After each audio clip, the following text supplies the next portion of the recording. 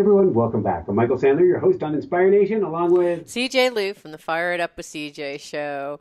Woo! Woohoo!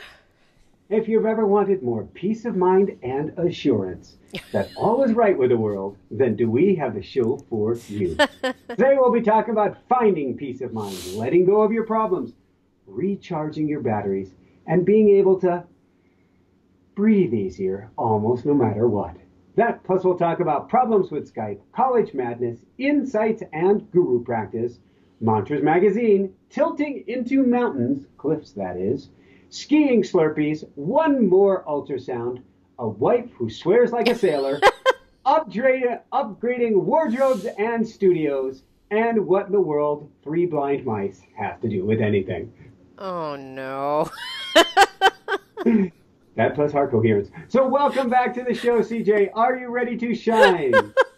I am ready to shine. Woo! Okay, three blind mice. The continuing saga of the mice. Well, the mice have upped the volume, upped the voltage. There are at least 4 or 5 mice coming in a day now, maybe more than that. A day? And yeah. So like downstairs right now, it's snowing outside. I haven't taken them out yet. We've got 4 in the aquarium that will go out a little bit later today, already since last night. But yesterday we had 3 in the like little mouse home, because you take them out of the what do we call it? Humane mouse traps, meaning this plastic tube that you capture them in that has breathing space in it for them, or breathing vents. You put them into it's sort of like entrapment and Ghostbusters. You put them into an aquarium tank where there's food and water. We got to get some water for these mice here. You got food and water in there, and then later in the day you take them out. So later in the day yesterday I took them out, and they all hide in this little half egg carton that I have in it, so that they have a little nest. And I take them out and I put the egg carton down where I release them, and 2 of them scampered away, and then the third one waited a minute and then scampered away. And then I opened the egg carton to make sure they were all out. And there were baby mice. Oh my God, how many? 2 that I saw. There was one I found later. The one I found later did not make it because it had fallen out of the little egg carton. The 2 that were still there were like little babies. I mean, they're pink. They're crying for food. And they were the cutest little things. And I left them there for a while to see if Mama would come back. Mama didn't come back. We scoured the town for syringes and everything we could to try to get them fed. And we tried feeding them at home with like the Enfamil for baby cats and baby mice. They wouldn't eat it. I called around for it because the syringes were too big. I called around looking for smaller syringes. Found the local veterinary clinic had them. And so Jessica was going to go over. I had a class to teach. Jessica was going to go to the vet and get this little syringe. And then I had a thought, and I'm like, well, maybe you bring the mice with you and they'll show you how to feed them. And I called back over and they said, well, you bring them over. The vet tech, I'm sure, would be excited to help. And so Jessica left with the 2 mice. You have to feed every hour to hour and a half for the first like 2 or 3 weeks. It's like having a baby plus. You have to massage their belly so they go to the bathroom. The whole works. This is a huge commitment. And I called Jessica after my class, and she's all giddy excited. And it turns out that the vet tech there said, I need a new rodent project. You wouldn't by some chance be interested in giving them to me to take care of? Hallelujah! Shootsy scores! So the update is only one made it through the night. One is, as far as we know, doing all right. Wow. It's hard, it can't be easy. No mama. But we did everything we could, and we've got somebody who wants to take loving care and doesn't mind being up every hour and a half to feed the mice through the night. So, and is willing to take more if more appear. Now I know when I go to release them, I have to make sure there are no babies, because I don't want the babies left behind. Wow. Wow. So you know what I was we're earning karma points, doing what we can. It reminds me of when I was a little girl. We got our neighbors were at the front door. These were 2 girls that were nieces of my next door neighbor. And they're kind of like, they came from China, they were living with him, and kind of like, and kind of like, our uncle's doing us a favor so we can't get in trouble kind of scenario. So they come over and they hand me these baby rabbits that they had found touched. And as you know, when rabbits and I assume mice, when they're touched by We did human, had not touched them, yeah. yeah, but if you do touch them, which these girls are like, what is this? And then the rabbits were exposed and probably weren't going to live without human intervention. So they handed me this box of rabbits, and I was like, seriously? And I was like, what am I? And they said, just feed it with a teardropper with condensed milk, because at that time they didn't have all these. This is like, I don't know, like 40 years ago. And so they didn't have anything, or more than 40 years, probably 50 years ago. And then I had to feed this with like a little dropper. And I fed these little rabbits for so many days. And then they were kind of like scrambling around, because they're moving around. And I had a blanket on top of them so that they could be warm, like some type of thing, like hut. But I didn't know anything. We didn't have the internet. So these are things that you don't know exactly what you're doing. And then I came home after like going through all this machinations of getting foods and supplies and all those things in like a proper house, and they had crawled out of their little nest and all of them had died. And I remember just being Oh so no. crushed. I'm like, oh no, these little babies died under my care. Like, it felt so bad because I don't know, it's probably like 7 or 8, but it was so crushing to have those little babies pass. So I get it. I get how hard it is and how you just don't know. Like, you don't know exactly. Luckily, you have the internet and a vet that you could go to. And it's a matter, if you have peace of mind, we could only do what we could do. I mean, Yeah. I had the one that fell out that I didn't even know about that passed away, and I could really be, oh, Michael, a life, and I mean, I really do feel sad about it. I don't care if it's a mouse, I don't care if it's a baby. A baby's a baby. Yeah. I want to do what I can, but I just have to let it go and say I So just did hard. what I could do, and it is as it is now.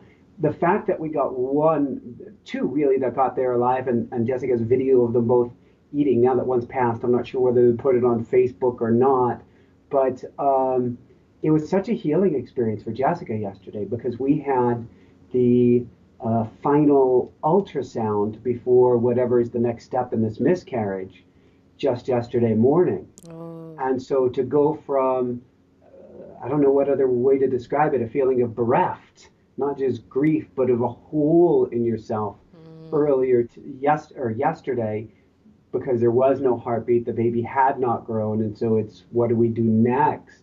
Because it's still inside of her. To being able to save a baby or two's life, Right. is like a gift from the heavens. And Yeah. it, I don't think it's an accident that it was three and that one's left, and we've had two miscarriage, and the next time will be three. I think all of these things happen for a reason. But it left Jessica on a high note for the day yesterday. She No. saved a life. She saved a baby. There is kind of No. hope, and it's important to look at these things and to grab hope and faith Mm. where we can, because I Mm. think I think it's all one giant story. It's all interrelated. Everything is one. And when you look and realize that this is a dream world and there's more going on than meets the eye, then you can take these positives and go, this has meaning to me. Why, of Mm. all days that we've rescued mice, which has been almost every day that we've been here, why is it today on the day that Jessica gets this ultrasound that we find babies? Wow. All And for a what reason. has to happen right now with her baby? Like, so what is it just naturally going to work itself out, your baby, or what does it work? At this point, we're going to choose because we're gonna go down the medical road, and we want to.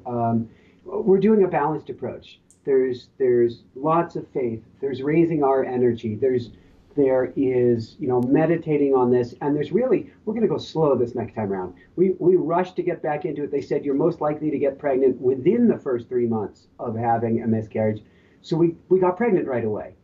But I don't think we had tended the soil maybe of our hearts. Mm. And so we're going to go much more slowly. But because it's been two times and it has kicked her butt, she was exhausted for the first trimester, the first time around, right at the end of the first trimester, loses the baby, exhausted after that, trying to recover, recovers, then goes right back into a pregnancy that's completely exhausting, and then to finding out there's a miscarriage, which is totally exhausting. It's like, whoa, Yeah, like she just that's needs to get a break and to. Is that why she's swearing like a sailor? no, that comes into the next thing. So we do have a plan. So the plan is while we're exceptionally, we believe there's a spiritual reason for everything.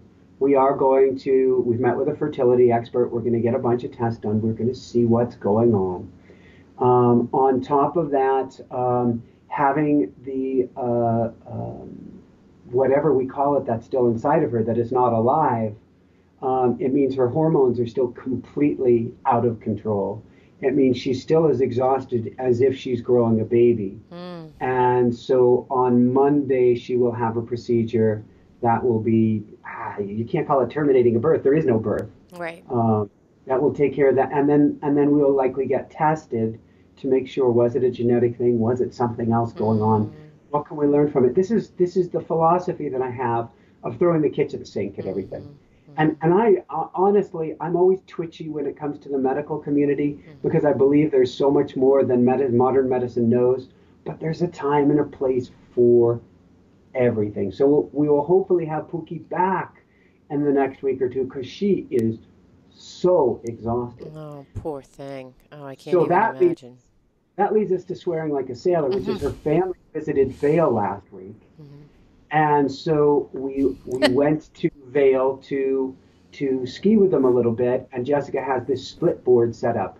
It's a snowboard that breaks into two pieces, and you ski uphill like it's two skis, like you cross country ski uphill. Then it bolts back together, and you snowboard Oh, down. fun. And then so we were Cool. going to go. It's called skinning. You put a moleskin on the bottom, skin up to the top, and then spend the day skiing and snowboarding. And maybe it's because she's so exhausted in life, but doing this sport of skiing uphill, I have never heard such a kind, gentle, innocent Mother Mary of a soul swearing like a sailor like you wouldn't believe. I hate this sport. Why am I having to burn up this mother hill? And we didn't try it just one day, but 2 days in a row. And the swearing not it got more colorful on the second day. CJ was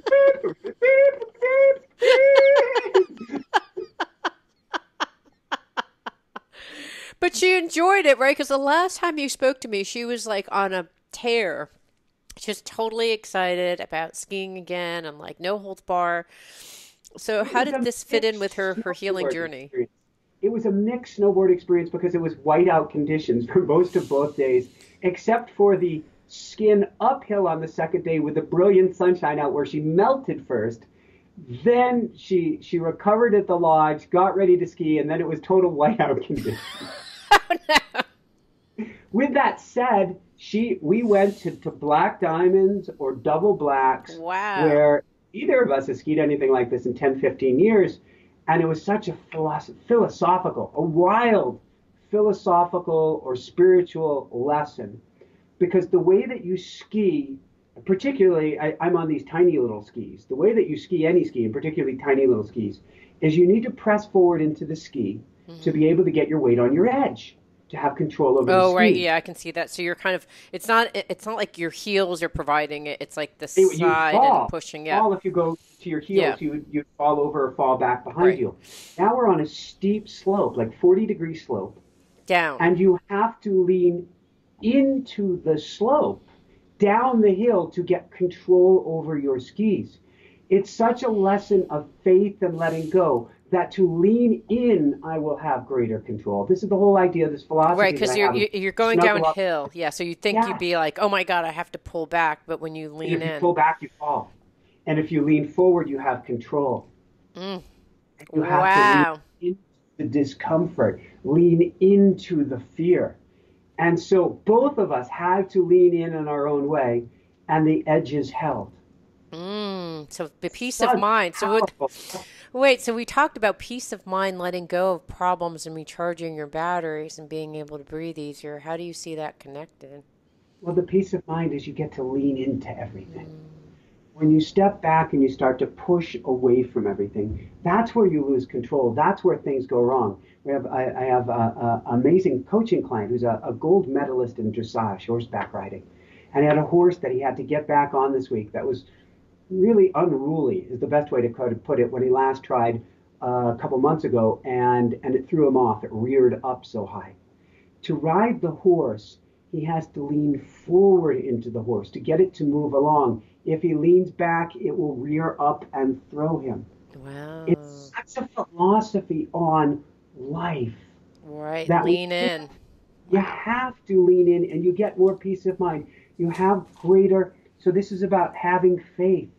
I have to let go. I have to say angels, guides, light workers, God, source, universe, inner wisdom, heart. I'm going to lean into life. Please let, like it was what Harrison Ford in Indiana Jones, the third one, please let the invisible bridge appear before me if I have faith and step forward. Mm. Wow, that's such a this week. I've had I go to a retreat every quarter, and then pretty much every quarter. And after the last 4 retreats, so I go on a retreat with my teacher. I'm just so charged up and grateful and like so reaffirmed in the practice that I'm in. And then literally the last 4 out of 4 times, I get back and I have another group that it's called the Heartfulness Practice that I've been working with them, and they call up and go, let's meet. I don't even know what they want to meet about, but for the last 4 out of 4 times, they've said, let's meet. And then when I meet with them, they're like, we would really like you to join our practice. And there's so many things that are beautiful and wonderful about that practice that it then splits my attention like this. Like part of me feels like I want to do that. Part of me just had this wonderful experience, and I'm split in two. And so I came back from my retreat, and then the day afterwards, I met with this guy. He's like, hey, you know what? I think you should really do this practice. I'm like, oh, not this again. Because it's just so destabilizing. And I said, you know what? I just really can't do this. And I explained to him why. And then I find out that there's a commitment ceremony for my current teacher and his path. And I was like, I just can't commit. Like, I know that there's a commitment ceremony, but I just cannot commit to this. And then, lo and behold, this Monday and Tuesday. So I'm on the edge. I'm teetering on this edge, right? So as of last Sunday, I'm like just very confused. I'm like, I just wish this thing would go away because I have so much other stuff that I'm doing with my family. I had my son come back from college and find out the job search world is very different, and that some dedicated one-on-one coaching for him for a week would be in order, which I did. It was like slam dunk, like career coaching with my son. I learned so much. He learned so much. We're both learning together. And the next week, my husband has decided no longer to write a book, which is a huge earth-shattering moment because he's been on this path for probably 3 years and decided, is this an AI book? Yeah, and he's decided not to do it. So it's a huge shift. So then I spent 1 week just coaching him. And then my son, my youngest son, got into his second choice and one surprise school that he didn't think he was going to get into, but did. And then his other choice, his first choice in liberal arts, which was Haverford, his first choice he did not get into, but he got into his second choice, which was WashU. And then the red herring was Johns Hopkins, which we just applied out of a red herring. And it's just been tumultuous, just, like which school, they're all very different. They're all in different locations. Every single one of them offers something different. So over the last 3 weeks, we've been just talking about doing. So it's like career counseling over the last 3 weeks. And I was like, really, I just seriously do not bring up this, which spiritual path do you want to go on? I just cannot take it. I just go away. Please, life, just go away. I know you're bringing me this, just go away.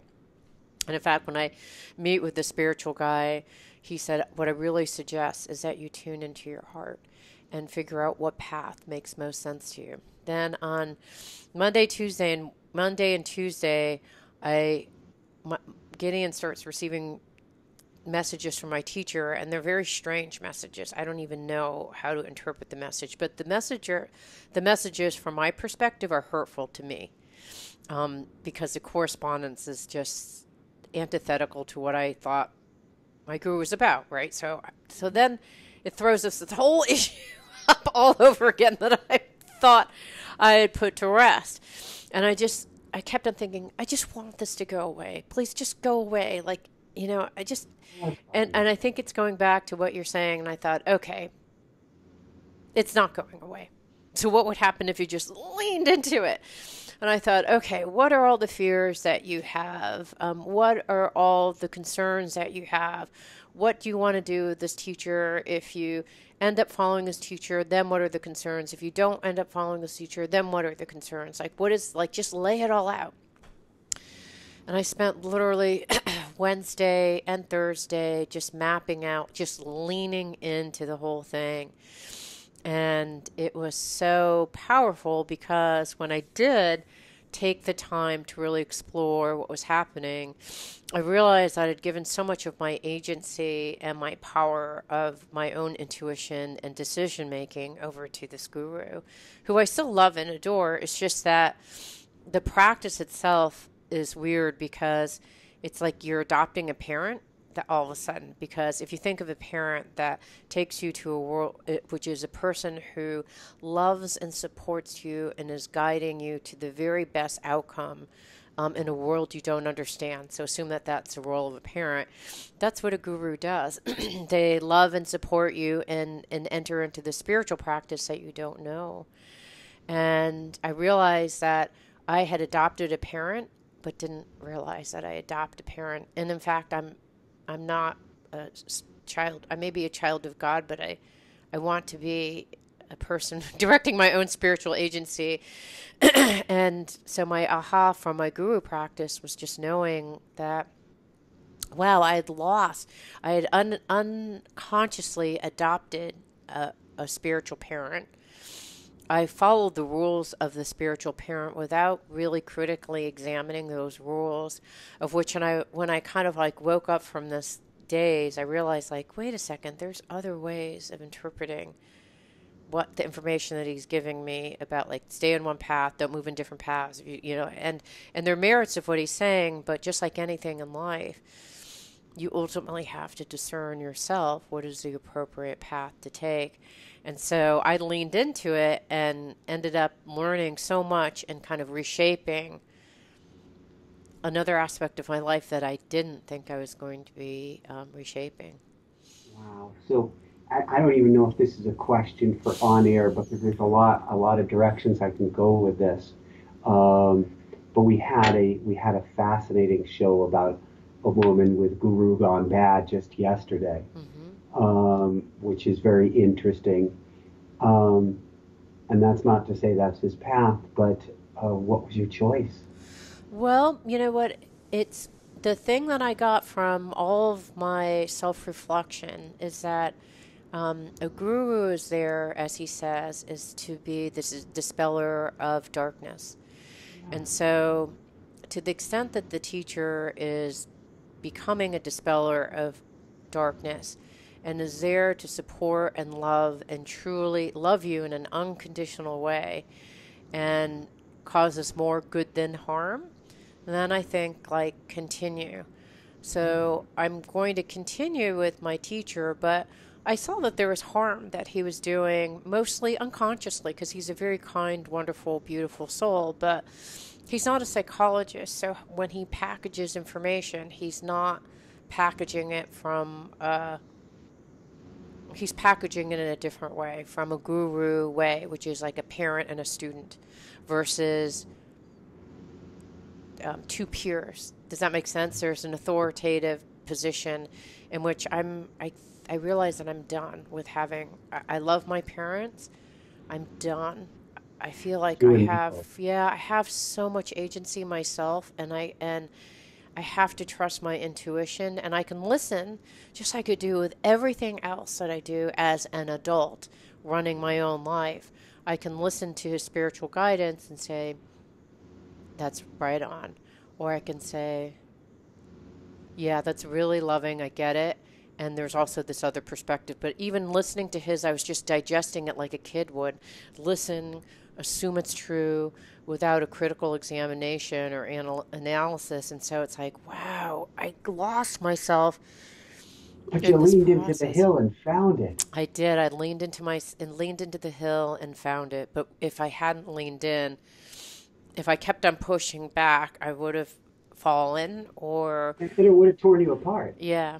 Yeah, but it ended up being, oh, I don't want to deal with it. Oh, I don't want to deal with it. Oh, I don't. Okay, I guess I have to deal with it now. And doing so, I just came into a bunch of different insights. And yeah, so it was really much like I'm Beautiful. sure you guys have when you've leaned into it, you have some insights, right? Absolutely, every time, and it's not easy. Whether it's figuring out medical insurance at this point, or you're going, I don't really want to deal with that right now. I've got an interview, and here I am 5 minutes before the interview, calling, is this procedure covered? Is this that covered? You can try to avoid it and then wait and see what the bill comes later on. Right. But that's not the, as you're calling it, adult. That's not the way to lean into life, and life will bite you in the butt every time that you say, there's a level of surrender, there's spiritual surrender. God, you drive the ship. But you still put the food on the table. You still Right. do the work. And if you don't do the work, the universe comes around and says, well, we've got some lessons for you so that you'll step up and embody. And you used the perfect word here earlier, I think, self-agency. Hmm.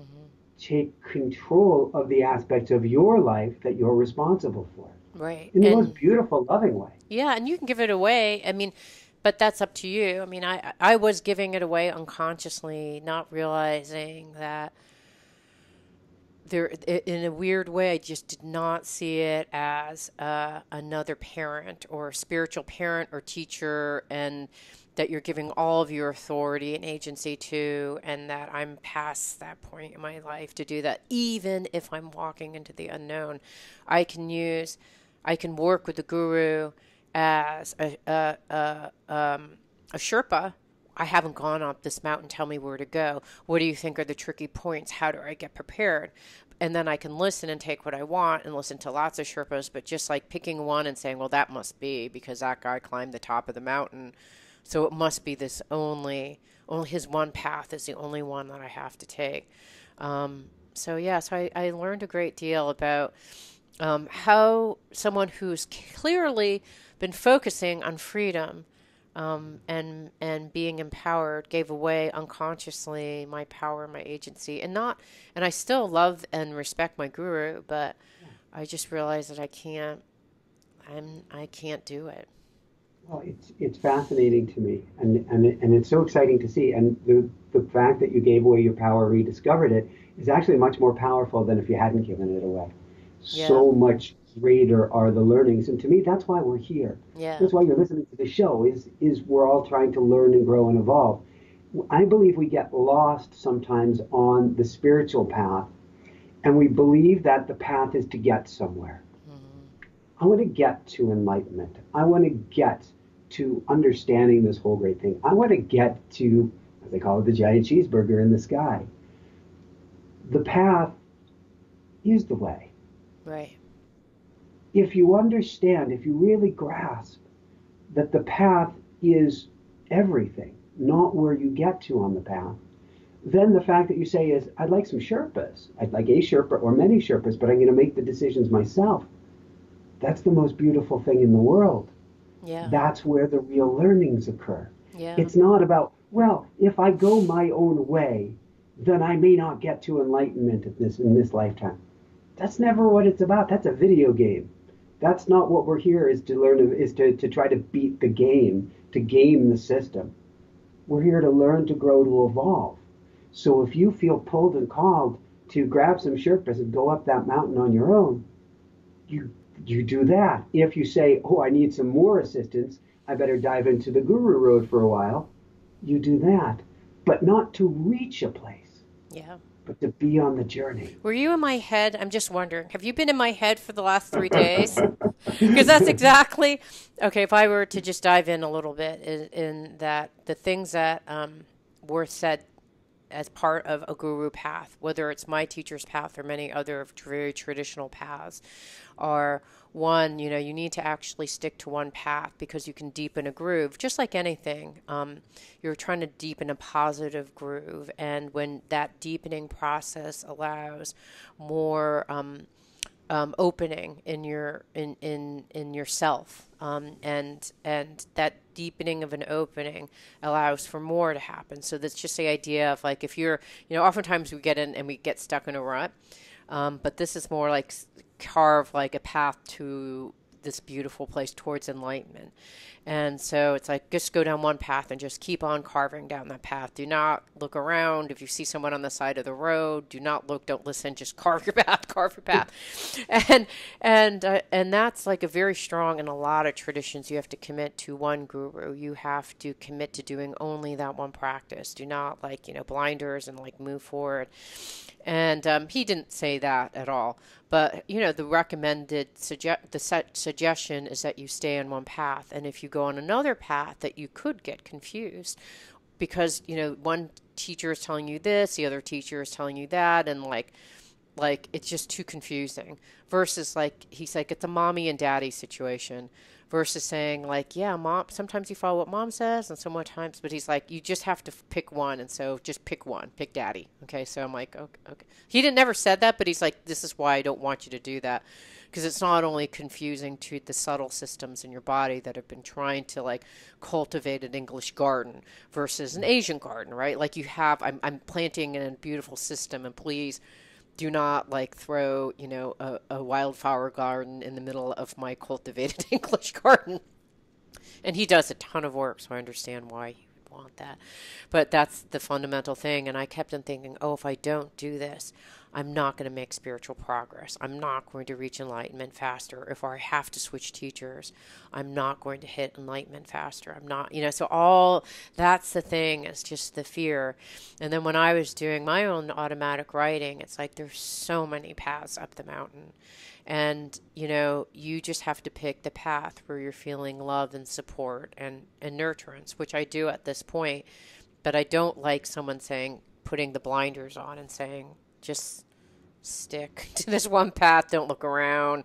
It's dangerous over there. It's like, I feel like I'm an adult and I can actually, I'm not like a dumb horse that needs to have blinders on. And it may confuse me and I may go straight off. I may actually go sideways on the mountain or like some other part of the mountain, but that's the journey. Maybe that's exactly what you need, is that confusion, is that side path. Because who needs to get there? What is there anyway? Yeah. It's all about expansion and evolving and growth. Yeah. And you're going to get that growth. In fact, I would say even or especially this challenge, which way do I go, is such an incredibly beautiful, positive learning. Yeah. And sometimes you go up the mountain and it's hotter than heck and it's snowed out. Like sometimes you go up the mountain and it's beautiful, But part of it is going up the mountain and swearing and cussing, right? Did I mention a mountain lion last week to you? You did. It was phenomenal. It was just striding through there with no rush, with no concern in its own power. That's the journey. Maybe it's this way, maybe it's that way. I'm just going to stride forward confident, knowing exactly where I am is exactly where I'm supposed to be. And even this confusion pulling me both directions at once, kind of tearing me in half. And my systems, is it an Asian garden? Is it an Asian garden? Is it an English garden? Maybe it's fusion. Right. Part of it's Asian, part of it's English. You get these, Japanese fusion kind of restaurants that are really fun. It's nothing that'd be in Japan. It's nothing that'd be in China. There's some that are the China, Korean, Japanese. Yeah, exactly. Maybe it's that. Perfect. Yeah. Perfect. Enjoy exactly what's served to you right where you are. And to be fair, like, I understand my guru's perspective, which is like, he's Makes gone sense. up the mountain. This works. So why wouldn't you just go down the same path that someone has already taken and that works verifiably for themselves? And it's like, I mean, to be fair, I think it's I don't think that what he's suggesting or his path is wrong. I just want to have the option to take off the blinders and meander, even if I'm wrong, even if I'm doing something that makes it take longer for enlightenment, that it's okay. To me, I've often talked about it. We come with gifts wrapped around our heart, and our job is to unwrap those gifts, to discover them. One of the gifts is, what are we inspired to do? Right. What pulls us and calls to us? So that direction with your guru, or with your teacher, for that full level of commitment, there's somebody going, oh my God, give that to me, give me the works. It's perfect for them. You came in with a little bit different of wiring that says, I may want the buffet, I may not, but I'm Right. not feeling pulled for this total commitment right now. Right. So your gift that you were given was to experience a little bit of a different way. Yeah. No one is wrong, no one is right, but we respect what is the calling of the heart, which is what that gentleman had told you last week, Yeah. is to listen to what your heart says. Yeah. All right. So, having said all of this, I actually have two stories. One is that I think a while ago, I think probably 2 years ago or so, I told you that I kept on meditating. It's like that story about someone who's like mad at God because God doesn't come to save them when there's a great flood, and like God does send them messages, but they don't They don't take listen. the Yes, helicopter, the yes. boat. Yeah. So I was like, God, please tell me how it can be of highest good and highest service. And I kept on going writing, and I'm like, please tell me something else. Please tell me something. And finally took a writing class, of which I've been doing probably at the end of the summer for 2 years. And I actually, the whole goal is to get published so that you write something, someone can read it. And I think I told you this. So my article this A month is Hawaiian going to article. be published in Montreux Magazine. So it's coming out. I just got the notice from the editor saying, where can we ship the article? I'm like, yes. I haven't really Oh, been too excited because I'm like, I ain't believe in anything until I know it's printed in the magazine. So it's printing published it. author feels great. That's a Yes. huge I know. congratulations. So That it's coming. I'll you'll show be you the so proud of us. printed publication when it comes out. I'm so excited. So that's my guru practice. But as we've been talking about the heart, I've had this, which is you're a heart math ambassador. Is that right? So I know I'm just a heart math proselytizer, Okay. and you are at the lowest coherence you can be at the moment. My phone just actually, is it just disconnected on me? What did it What just is do? there? So there's a green. There's like coherence is 0.27, length is 41.3, achievement is 555.48. What does this mean? And then I have coherence over time. I have all these like little. And my phone just shut off. That's so funny. Okay, so the top line that you're looking at, Yeah. which we want it to be a nice and smooth sine curve, Oh Lord, is help your us. This one. breath. The top, I'll go up. Yep, that one right there. Okay, so first we've got numbers across the top. I'm gonna ignore those numbers for a moment. Okay. What we have below that, this looks like a electrocardiogram or a Richter scale. That is your breath, and we want it to be a slow and gentle sine curve. Okay, That mine is means not that a sine curve, is it? Or yours looks like jagged mountains and cliffs and drop offs. okay, so actually, let me go back. So this is a product that Math creates. If you look at my lapel, you see this black monitor that is hooked up to the back of my ear or any part of my ear, and then is connected via Bluetooth to my phone. And Yes, so now we're looking at what this heart rate monitor does. And so this HRV is my breath going in and out. yes, that's your breath going in and out. I'm trying to show you on my phone, which has decided it only wants to show you on your phone right now. So the Okay. top, um, it's showing a sine curve that if you breathe in, 2, 3, 4, 5, out, 2, 3, 4, 5, in, 2, 3, 4, 5, out, 2. It will start because it has a rolling delay.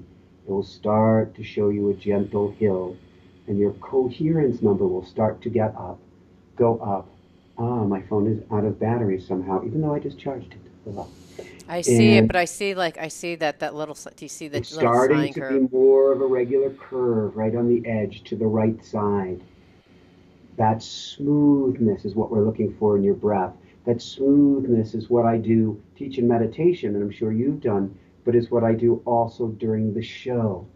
Is I'm continuously circulating my breath as I'm speaking to you, circulating my energy to a 2, 3, 4, 5, in, 2, 3, 4, 5. In fact, if you look higher up on your screen now, you'll see a green dot. I do. That means you're in heart coherence right now. In fact, it's giving a coherence number, which is decent for starting at 2.64, No, 2.79. that just went up. It used to be 0.06 until we Yeah, did the well, it's breathing. going up as we go to the breath. The heart gets in sync with the breath. The breath is life. It's ha from aloha, which means life. It's in spirit, to breathe in inspiration. As you are inspiring to a beat, the heart gets in sync with that. You feel calmer. You feel more relaxed. Now your brain just went elsewhere because your coherence number dropped through the floor temporarily. Your brain went off to the side. Now it's coming back up. Very good. And so you work to get higher numbers, to get more in sync with your breath, and to stay with your breath. And the This is the numbers number go you're up. looking at, And the coherence number. 2.28, And the 2.44. length, I've And been doing this for 45 minutes. And what's this number here? This. achievement is it adds up. It does a multiplier of how many points you're getting per minute times time. And Okay. so it adds it up. And so Okay. you have 640 almost of achievement points that you have earned, so that you know what was the quality of meditation, how long I did it. The bar Ah. below shows you how long you spent in the red zone, which is no coherence, blue zone, which is mild coherence, green zone, good coherence, and then you can get stronger and stronger levels of coherence with practice. And as you learn to breathe in and out more with the heart and keep your focus on that breath. Okay, but when I look in this green chart, I feel like I'm doing okay, like I'm in acceptable range for most of this Oh, time. you're not. Who's saying it? First off, there's no judgment, but if there were judgment, you're doing great. Yeah, You're doing okay. absolutely great. Anything Okay. above the red and blue is great. Okay, so that's basically, but you're just like, these are the level, this is the range in which you can operate. And then And well, the how do range you, will go up to infinity, so the green will go up and up and up and up and up. So right now your range is maybe 0 to 4, is what I've seen. yes. But as you get better, all of a sudden that scale will go up to 6, or go up to 8, go up to 10. Mm, And according to Howard Martin of Heart Math, he's seen it up into the 14 range. Jessica, wow. when she was 10, her face got all flush. Everything changed in a moment. It was wild. Like I was talking about this with you a few weeks ago, the only time I broke 10 was thinking about getting automaticwriting.com. It just kept on coming into my mind as I'm doing this. So we bought automaticwriting.com, something we'd wanted for years. Okay, I'm laughing and this thing just jumped up really high. Beautiful. Wow, Yes. that's Laughter interesting. is coming from the Okay, so heart. what is this little sound thing? Is this, So that sound will show you, it'll be a high pitched bing that you just heard every few seconds if you're in coherence. And oh, you just fell out of coherence. The sound went down. And so you can use that as a cue, focusing on your breath. I believe it's going back up. So it should be a nice high ping when it comes around again. Ah, no, you're I in. see. I see. So that basically the sound, so you would use this, and I'm going to turn this off. Well, should I keep it on? So this is something that you use in meditation. How do you use this? This. I use this three main different ways right now. So I use it in its inner balance by Heart Math. I'll have a link to it on our site, an easy way for you to get it. And I'm such a powerful believer. I started this as a test last June in this thing, and it made such profound differences in me. First off, I found my stress levels went down through the day if I did this, even as part of my basic meditation routine. So I could do this for 10 minutes and then go into the bliss, into the silence, or I could do this for the whole time. But I found my sleep improved, my stress levels went down, my heart rate, your resting heart rate would go down and down and down. And I found I could focus more on the head of the pin. So it's sort of like doing a focusing on a flame meditation. Instead, you're focusing on the device here. It's not to try to bring too much technology into meditation. It's to give you, it's a feedback device and lets you know.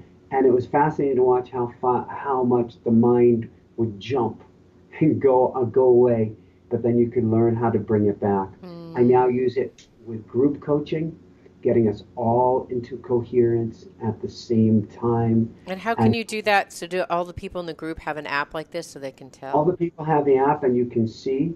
Now, I've got to get back in touch with Howard Martin. He has some beta testing where we can actually get everybody synced in together, and I do look forward to that. But when you get into coherence as the group, you see the numbers start to pop up because you all start to resonate together. And So what those does are it feel like as a group when you're in that state? it feels really, really good. So it actually is a discernible difference when you're coaching. Wow. Absolutely. And then I certainly use it with my coaching clients as a tool to help them with meditation. And then it can also be used as an emergency device. You're spun out all over the place. Go clip on your device. Jessica was doing this particularly during first pregnancy. And plug in and see if you can get the numbers back up. Because to get the numbers back up, you're going to have to drop everything. And Mm. that feedback can be a tremendous I tool can for see you. actually just putting this on all day and just seeing what's happening, like, 'cause it forces you to go like, oh wow, And it I'm all really was over. showing you what your subconscious is doing because I think it was last week and then beginning of the year and then last week where, oh, I'm feeling fine. And the numbers are through the floor. Mm.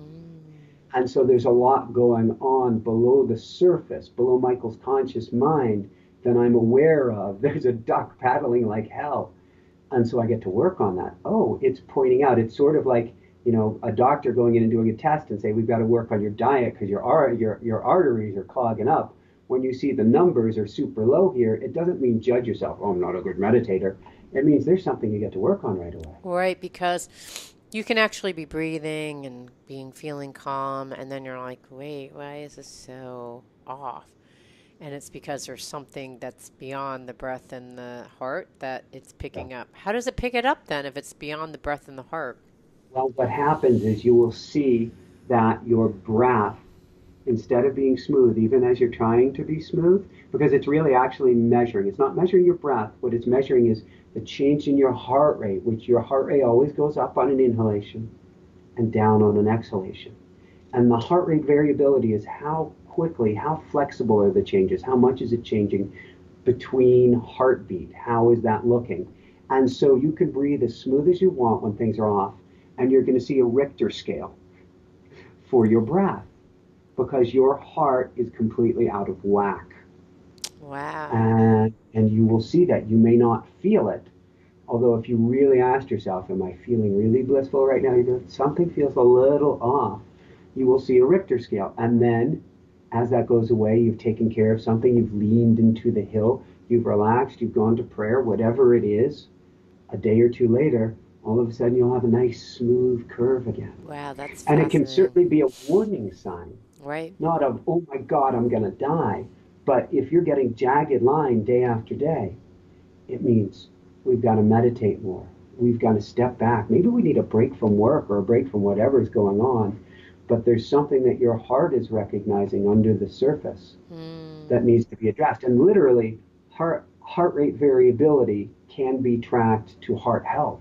Mm. So the more that we get that in order, your better your heart is, literally Mm. feeling your heart health is. Mm.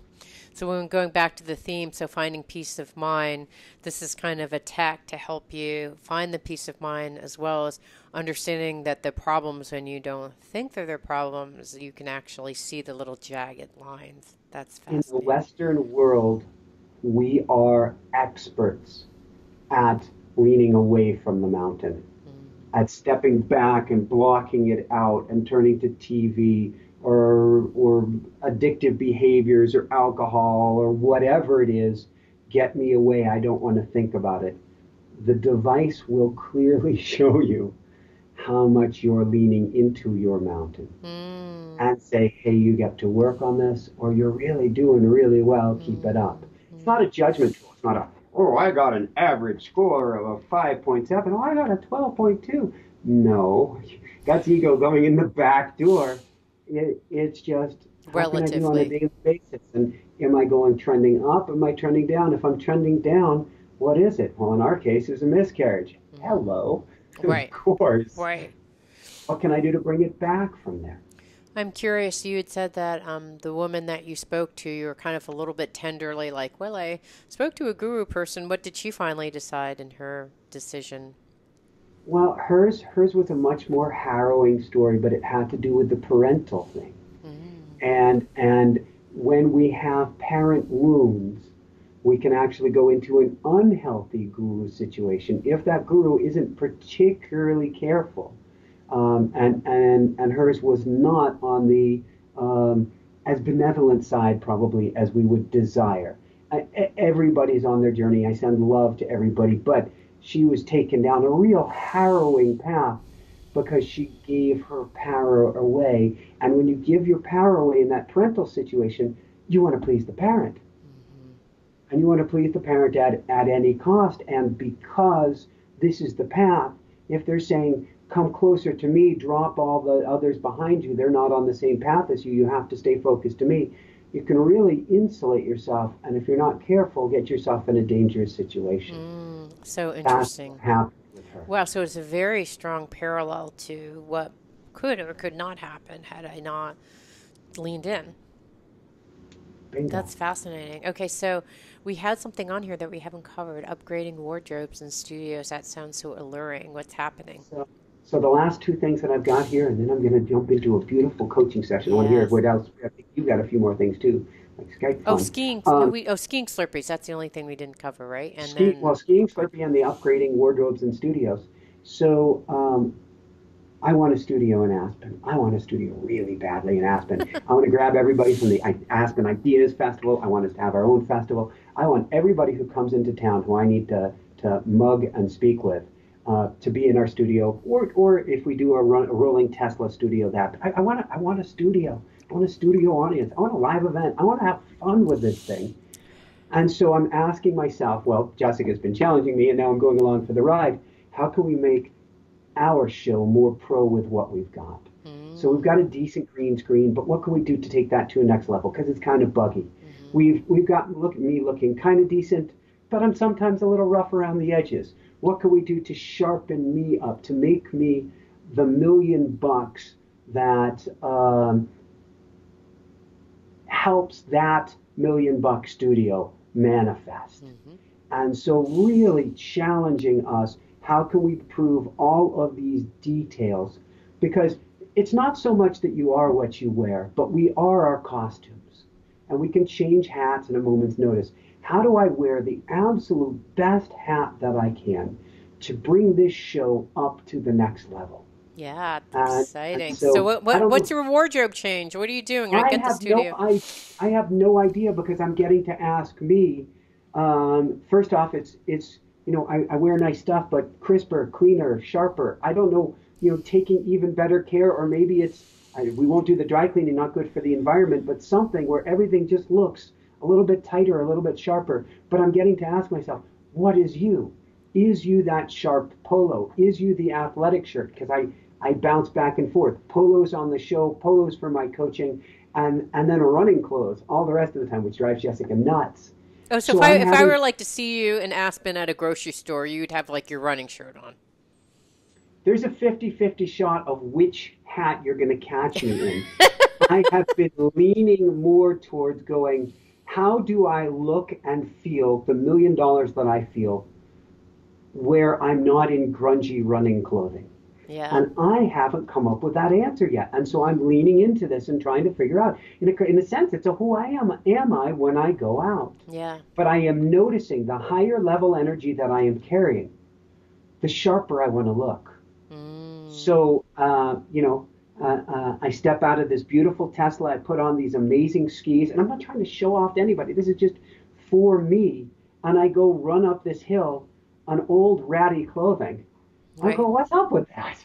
What do I want to wear? What do I want to feel good in? Yeah. And Yeah. I don't pretend to have the answer. And it's never about, to me, it's never about impressing somebody else. It's what feels and resonates with my energy, and I want everything in congruence.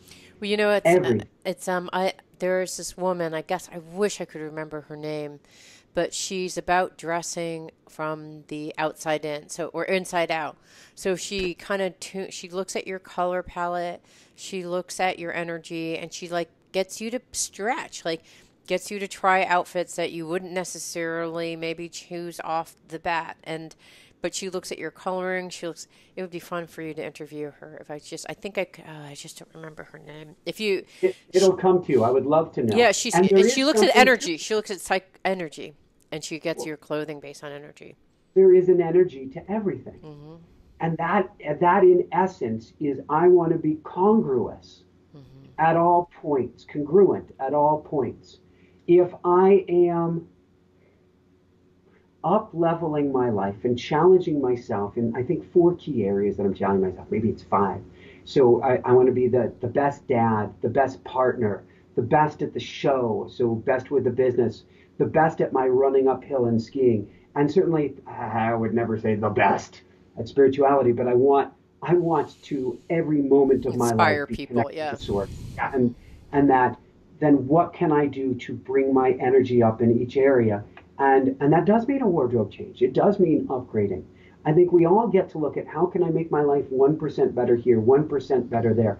Not about materialistic, not about buying stuff or anything, but what resonates with you. Certainly it means Mm, clearing out your closet and the stuff that doesn't really resonate with you, getting rid of. And then over time, as you feel comfortable, replacing it with stuff that makes you feel your best. yeah, I like it. I like it. Okay, what's the Slurpee? Do you have time for So the skiing Slurpee before you Slurpee go in? skiing, and then there's a new Skype upgrade, and so I can't actually let my coaching client know I'm running late. She'll be good for a few minutes, but Okay. then I will dive off. This Yes. has to do with your problems with Skype. Yes. I did the running uphill yesterday, which is really really fun. In fact, I'm meeting a new coach Yay. on Tuesday next week to Hmm. see about getting some uphill running and uphill skiing coaching. Practice what you preach. Find your Sherpas, and yesterday, I was dreaming of I had my fastest safe downhill last week or no Tuesday on the skis of as I'm getting used to these tiny little toothpick skis and learning how to move them down the hill. And I was so excited. So yesterday, running up the hill, I was like, we're gonna have real fun, and I want to see what I could do on the downhill. And I'm learning this new craft, and it's so cool. But it was mid 60s. So it's like it's snowing out right now. Oh. We'll get maybe half a foot on the mountain tonight, but it's springtime in Colorado. It could be whiteout blizzard one day and mid 60s the next. So it's Wow. mid 60s. Everybody is like, wow, you're in shorts. Why didn't I think of that? As I'm out in the hill running uphill yesterday in my shorts, because I mean, it's a solar oven, the reflection off of the sun. Right. It's hot. I started downhill and I get up a good head of steam, nothing out of control, and I turn my skis. They don't turn, CJ. And I turn my skis some more. They don't turn, CJ. And I turn my skis some more. And at this point, I'm going, oh crap. I'm like, is it lean forward? No, that's not the answer because it turns out I'm skiing a Slurpee. And the Slurpee is not smooth. They're like crusty section. And my ski is too short and too thin. And I'm going too fast for it to do what I want it to do. How did, Normal snow, I would have been fine. how did you get down then? I mean, did it I take was on forever? the oh crap ride for my life as I shot across. So you get, parallel trails, and then you get trees in between and there's little gaps where you can cross over. Yes. I'm flying at 40 miles an hour from one trail to the next because I've turned sideways and the thing isn't slowing down. I made it through. There was a lot of prayer. There was a lot of gratitude. Okay. I I could went, laugh for the next 5 minutes, but I know you have to go. That's I went hilarious. back up halfway up the hill and I tried again at slower speed. And I just could not get the skis to work in the Slurpee. All But there right. was a lot of prayer because it wasn't ego. I had heard, be careful on the downhill. I had heard it loud and clear, and I thought I was, but these little skis in Slurpee did nothing except just kept accelerating. Okay, what are your final worse because it made me laughing throughout the whole end. Have faith. I'm going, God help me. I'm like, this is not how it ends. I just see like a little cartoon, like, ah! With the like little skis. It wouldn't stop. All right. Okay. But I didn't panic. Yes. And I guess if there's a last note, it is we're going to get into tough, sticky situations.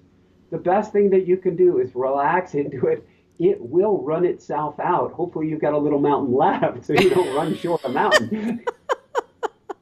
But it'll run itself out. And so I couldn't lean into it. I got hit with the Slurpee there. I couldn't lean back. And so I just had to kind of balance in the middle and hope and pray and find my way through it. And they'll go, all right, mental note. Just as there's a mental note, do I choose the guru? Do I choose my own Sherpa path? Mental note, I've got to find my own middle way. But now I know in this situation, now I know if I pick up baby mice again. Now I know when I go check that container later today before releasing the mice, check for the babies, make sure a baby hasn't fallen out. I didn't know. It's all learnings. It's all the journey. We try to do it kind, gentle, easy, good. Thank you, universe, for bringing me here for the show today. I think it's going back to what you said. Life is all about experiences. If you kind of look back, I'll do a really short thing. When I was going to I was struggling with this guru path, and I found this journal entry that I'd written when in the shamanic journey. It was like dying before you die, and it was about what life is all about. And it said, all your achievements, you can't take it with you when you die. Your only thing that you take with them is your wisdom and your experiences. Those are the only thing, and your love. Let's say those are the three things that you take into the next life. So, whether you're sliding down the ski in a zigzag way, you fall backwards, you run away from, trouble as I was doing. It's all about experiences, and that's how you get better and better. Amen. And if we realize that we can bring self-love to ourselves, no matter what. If I had fallen on my butt, I would have gone, that's really, really stupid, but I didn't know. Right. All right. It's all great. And so I guess that's my last word of wisdom, or last thing for everybody, is I'd want to give a group hug to everybody and tell you, you are love, you came from love, you couldn't be anything other than love, and everything that you did up to this point. Everything. And I know we've all got our deep, dark secrets. And you're going, my dark secrets are worse than your dark secrets. That's just the ego. Everything that we've done has been perfect to bring you exactly where you are today. It is all experiences. It is all learning. And given another opportunity, you will do better the next time. You don't even have to worry about that. Right. So just love yourself up now. Now, no matter what. Woohoo! Woohoo! All right. Did you have anything else that you wanted to share? So for everyone out there, this is Michael Sandler and CJ Lou from the Fire It Up with CJ show. Saying, be well, have fun. Oh my God, enjoy the journey, even if you're skiing a Slurpee. And above all else, shine bright. Woo! It means so much to me that you're listening to the show, and would love your support in any way by giving me comments below, or to subscribe to the show, or share the show with friends. Thank you again for your support. Love and blessings.